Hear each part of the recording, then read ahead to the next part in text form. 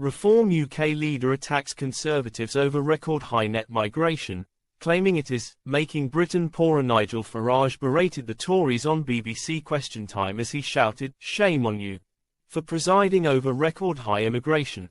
Most recent estimates show that net migration to the UK hit nearly 1 million in the 12 months to June 2023. The Tories responded to the latest figures by saying that immigration remains far too high and is putting pressure on. But in an appearance on the BBC panel show, Mr. Farage blamed the Conservatives for allowing the number of arrivals to get out of control. Pointing furiously, he told Shadow Levelling Up Secretary Kevin Hollenrake, "You haven't got a cat's chance in hell of winning the next general election. Shame on you for what you've done.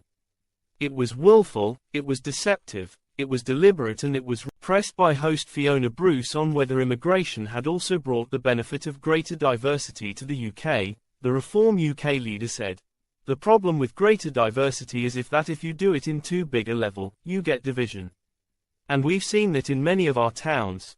Selective immigration can be very good for diversity, very good for the economy, and you could argue that for decades, up until the early 2000s, it was working. But now, not only is it a catastrophe for people's way of life, not only does it deny them access to services, mass immigration is making Britain poorer."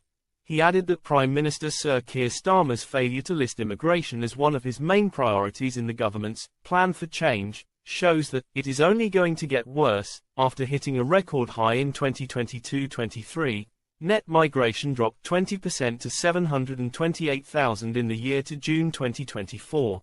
Labour said the latest migration figures showed the government had started the hard graft of tackling the issue.